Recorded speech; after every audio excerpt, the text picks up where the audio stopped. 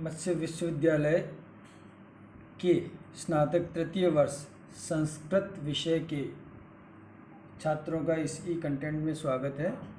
मैं तृतीय वर्ष के छात्रों के प्रथम प्रश्न पत्र की महत्वपूर्ण पुस्तक श्रीमद् भगवद गीता के दूसरे अध्याय के श्लोक संख्या 7 से 9 की व्याख्या इस व्याख्यान में करेंगे। छात्र सावधानी से संपूर्ण व्याख्यान को सुनें और निर्देशित गृह कार्य को करें। 7वां श्लोक है, कार्पण्य दोषोपहतत् स्वभाव पृच्छामि त्वां धर्म सम्मूढ़ चेताः यच्छ्रेयः स्यान्निश्चितं ब्रूहि तन्मे शिष्यस्तेहं शाधि मां त्वां प्रपन्नम्। पुनः एक बार, कार्पण्य दोषोपहतत् स्वभाव पृच्छामि त्वां धर्म सम्मूढ़ चेताः यच्छ्रेयः स्यान्निश्चितं ब्रूहि तन्मे शिष्यस्तेहं शाधि मां त्वां प्रपन्नम्। इस पद्य का पदच्छेद इस प्रकार होगा, कार्पण्य दोषोपहतत् स्वभावः पृच्छामि त्वां धर्म सम्मूढ़ चेताः यत् श्रेयः स्यात् निश्चितं ब्रूहि तत् मे शिष्यः ते अहं शाधि मां त्वां प्रपन्नम्। पुनः एक बार पदच्छेद, कार्पण्य दोषोपहतत् स्वभावः पृच्छामि त्वां धर्म सम्मूढ़ चेताः यत् श्रेयः स्यात् निश्चितं ब्रूहि तत् मे शिष्यः ते अहं शाधि मां त्वां प्रपन्नम्। इस प्रकार इसमें कुल 17 पद है। इन 17 पदों का क्रमिक रूप में लगाने को अन्वय कहते हैं। इन समस्त 17 पदों पर मैंने संख्यांकन किया है, तो सभी छात्रों को निर्देशित किया जाता है कि अन्वय का अभ्यास कीजिए। 2 या 3 या 4 बार जितना भी आप कर सकते हैं इसका अभ्यास कीजिए, जिससे कि यह आपको कंठस्थ हो जाए, आपको याद हो जाए।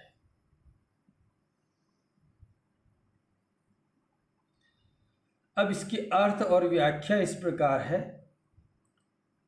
अर्जुन का श्री कृष्ण के प्रति कथन है कि कार्पण्य दोषोपहतत् स्वभाव, कायरता रूपी दोष के कारण उपहत यानी नष्ट हो गया है क्षत्रिय स्वभाव जिसका, ऐसा स्वभाव वाला मैं धर्म सम्मूढ़ चेता, धर्म अर्थात कर्तव्य और अकर्तव्य के विषय में सम्मूढ़ यानी मोहित चित्त वाला होकर त्वाम पृच्छामि, मैं तुमसे पूछ रहा हूँ, मैं आपसे पूछ रहा हूँ, यत जो,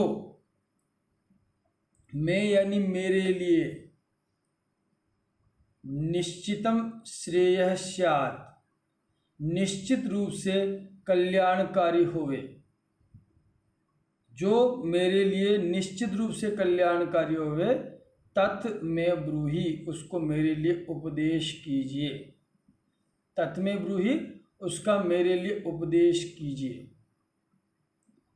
अहम ते शिष्य है, मैं आपका शिष्य हूँ, मैं भगवान श्री कृष्ण आपका शिष्य हूँ। त्वाम प्रपन्नम, आपकी शरण में आए हुए, माम शाधि, मुझे आप उपदेश कीजिए, शिक्षा दीजिए कि मैं क्या करूं। दोबारा अर्थ है, कार्पण्य दोषोपैतत स्वभाव है, कायरता रूपी दोष के कारण जिसका क्षत्रिय वाला स्वभाव नष्ट हो गया है, ऐसा नष्ट स्वभाव वाला में धर्म सम्मूढ़ चेता, धर्म के विषय में मोहित चित्त वाला होकर, अनिश्चय की स्थिति वाला होकर, त्वाम पृच्छामि, मैं आपसे पूछ रहा हूँ, यत निश्चितम श्रेयस्यात्, जो निश्चित रूप से कल्याणकारी होवे, तत् में ब्रूहि, उस बात को मेरे लिए कहिए, उसका उपदेश मेरे लिए कहिए।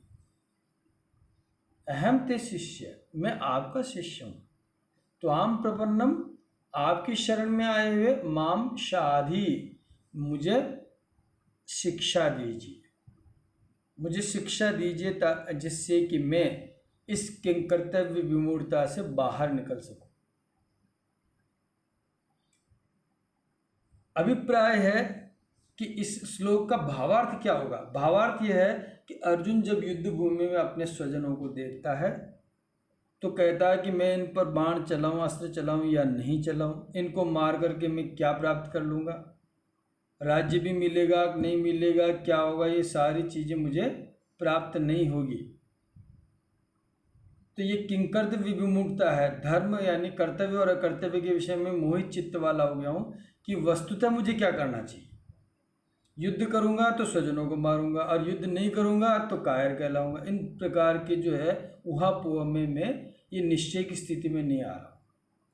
अतः मुझे कायरता रूपी दोष उत्पन्न हो गया मुझ में, इसलिए उस दोष को दूर करने के विषय में आप कुछ उपदेश दीजिए। मैं आपका शिष्य हूँ, मैं आपकी शरण में आया हूँ, हे कृष्ण, मेरी इस दुविधा को शांत कीजिए। इसमें टिप्पणियाँ इस तरह से लिखेंगे, कार्पण्य दोषोपहतत स्वभावः, कार्पण्यस्य दोषः तेन उपहृतः स्वभावः यस्य सः, यह बहुव्रीहि समास। धर्म सम्मूढ़ चेताः, धर्म विषय सम्मूढ़ चेतः यस्य सः, ये भी बहुव्रीहि समास। श्रेयः प्रशस्य धन यशुन प्रत्यय, ब्रूहि ब्रू धातु लोट लकार मध्यम पुरुष एक वचन, प्रपन्नम प्रधन पद धातु कृतय प्रत्यय, शरण में आए, शिष्य है शास धातु आदेश करना प्लस क्या प्रत्यय, क्यप प्रत्यय।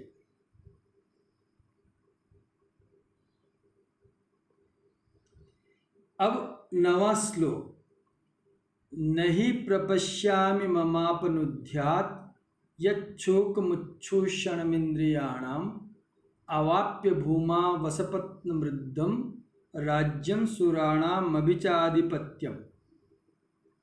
पुनः एक बार, नहि प्रपश्यामि ममापनुध्यात् यच्छोकमुच्छोषणमिन्द्रियाणाम् अवाप्य भूमा वसपत्नमृद्धं राज्यं सुराणामपि चाधिपत्यम्।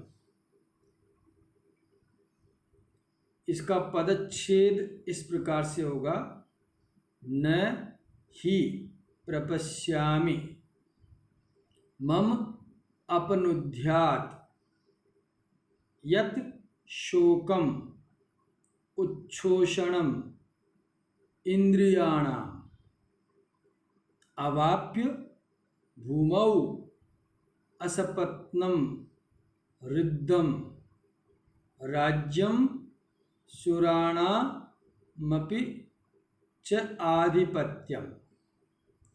पुनः पदच्छेद, न ही प्रपश्यामि मम अपनुध्यात् यत् शोकम उच्छोषणम इंद्रियाणाम्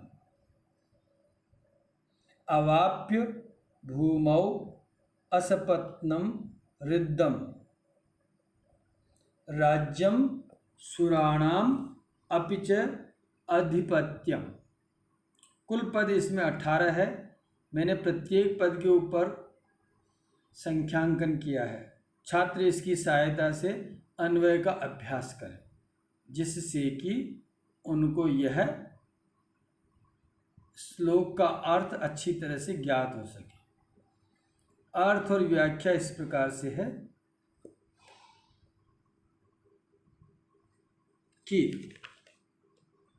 क्योंकि पृथ्वी पर शत्रु रहित तथा धन धान्य से संपन्न राज्य तथा देवताओं का सुराणाम अपिच आधिपत्यम, देवताओं के स्वामित्व को भी अवाप्य यानी प्राप्त करके,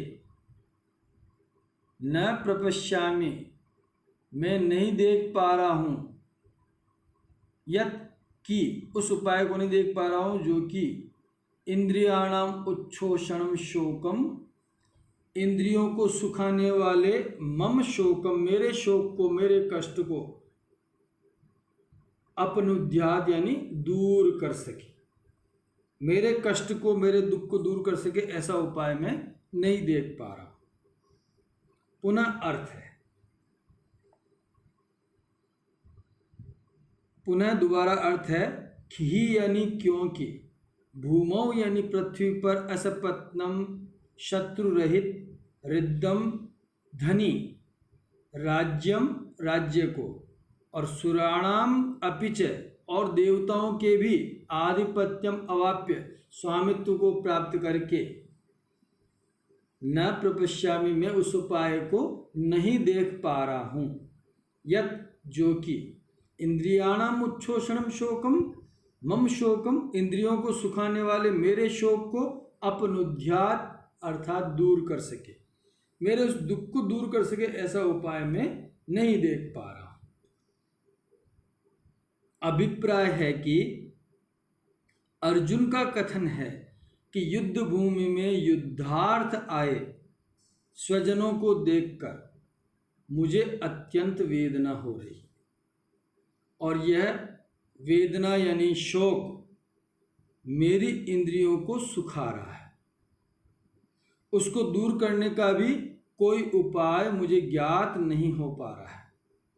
भले ही मुझे पृथ्वी पर निष्कंटक तथा समृद्धि युक्त राज्य प्राप्त हो जाए, अथवा देवताओं का स्वामित्व भी प्राप्त हो जाए, तो भी मैं उस उपाय को नहीं देख पा रहा हूँ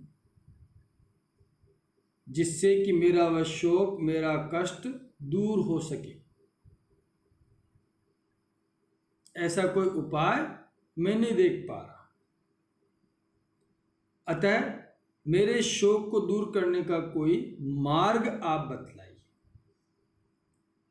पुनः अर्थ है, अभिप्राय भावार्थ इस प्रकार से है कि अर्जुन का कथन है कि युद्ध भूमि में युद्धार्थ आए स्वजनों को देखकर मुझे अत्यंत वेदना हो रही है, और इस वेदना अर्थात शोक मेरी इंद्रियों को सुखा रहा है।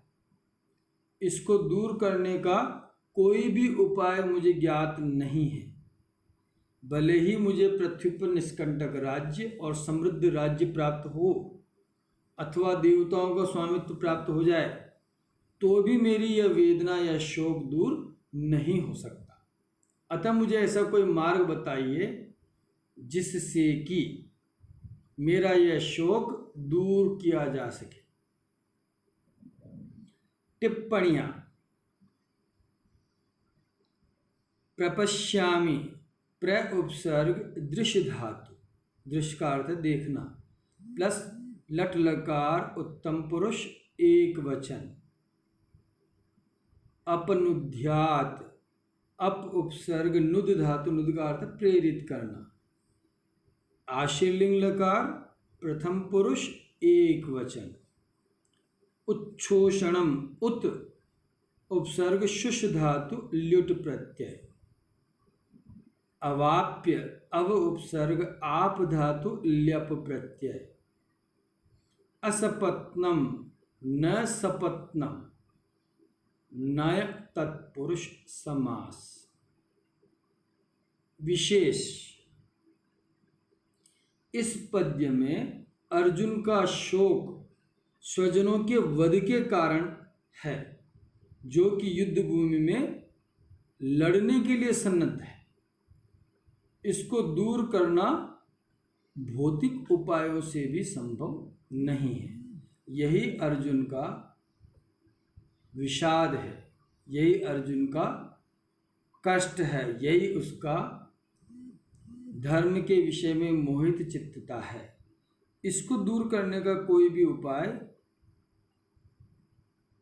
अर्जुन के पास नहीं है। वह इसलिए भगवान श्री कृष्ण से कह रहा है कि मुझे कोई ऐसा उपाय बता दीजिए जिससे कि मैं इस कष्ट को दूर कर सकूं और युद्ध में निर्णय की स्थिति में जा सकूं।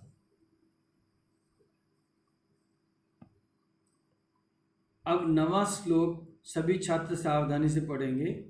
एवं उक्त्वा ऋषिकेशं गुडाकेश परंतप न योत्स्य इति गोविंदम उक्त्वा तूष्णीम बभूव है। दोबारा श्लोक। एवं उक्त्वा ऋषिकेशं गुडाकेश परंतप न योत्स्य इति गोविंदम उक्त्वा तूष्णीम बभूव है। इस श्लोक का पदच्छेद इस प्रकार से होगा।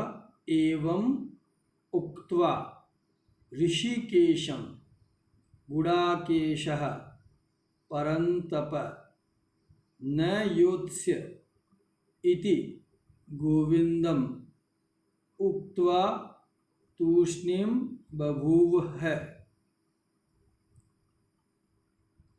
पुनः पदच्छेद का उच्चारण कर रहा हूं मैं। एवं उक्त्वा ऋषिकेशं गुडाकेशः परंतप न योत्स्य इति गोविंदम उक्त्वा तूष्णीम बभूव है। इस पद्य में कुछ कठिन पद आए, इसलिए सबसे पहले उन कठिन पदों का अर्थ ज्ञात कर लेते हैं। ऋषिकेशम, ऋषिकेश भगवान श्री कृष्ण का एक नाम है जिसका अर्थ हुआ ऋषि का नाम ईश है। ऋषि कहते हैं इंद्रियां। उन इंद्रियों के स्वामी यानी इंद्रियों को वश में करने वाले कौन है? भगवान श्री कृष्ण। इसलिए भगवान श्री कृष्ण का एक नाम हो गया है ऋषिकेशम। ऋषिकेश भगवान श्री कृष्ण का एक नाम। दूसरा पद आया गुडाकेश है। गुडाकायः ईशः अर्थात निद्रा का स्वामी। अर्थात अर्जुन ने नींद को जीत लिया था, अतः उसका एक नाम पड़ गया है गुडाकेश।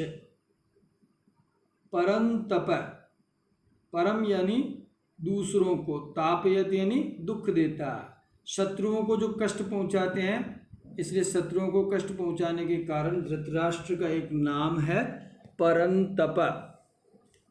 तो इस पद्य में तीनों ही नाम आए, ऋषिकेश, गुडाकेश, परंतप।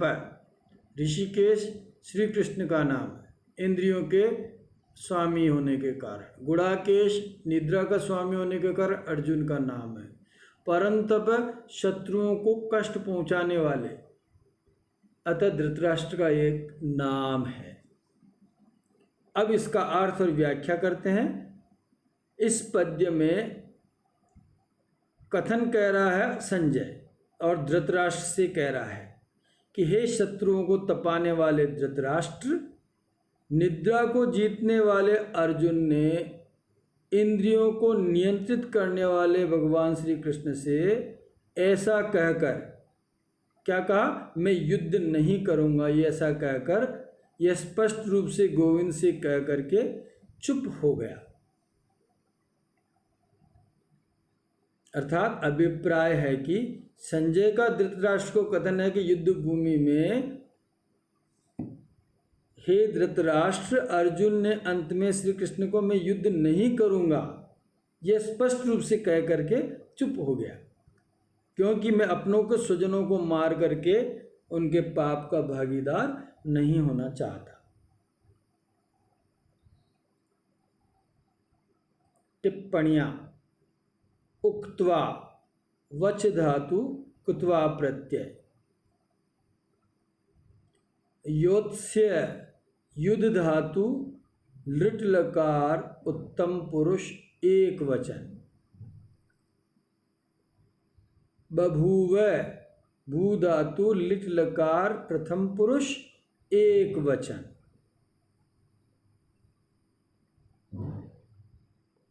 आपने मेरे इस वक्तव्य को ध्यान से सुना।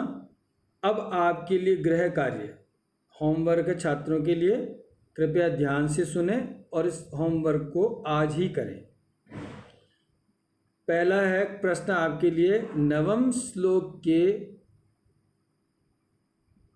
परंतप, ऋषिकेश, गुड़ाकेश इन पदों के नाम या अर्थ लिखिए। दूसरा, अर्जुन का शोक क्या है, वह किन उपायों से भी दूर नहीं किया जा सकता है। तीसरा प्रश्न, अर्जुन किसके विषय में मोहित चित्त था। श्लोक संख्या 7 की व्याख्या लिखिए, श्लोक संख्या 8 की व्याख्या लिखिए। यह आपके लिए गृह कार्य है जिसको आज आप करें और इसका अभ्यास भी करें, जिससे कि आप निश्चित रूप से अर्थों को ज्ञात कर सकें। धन्यवाद।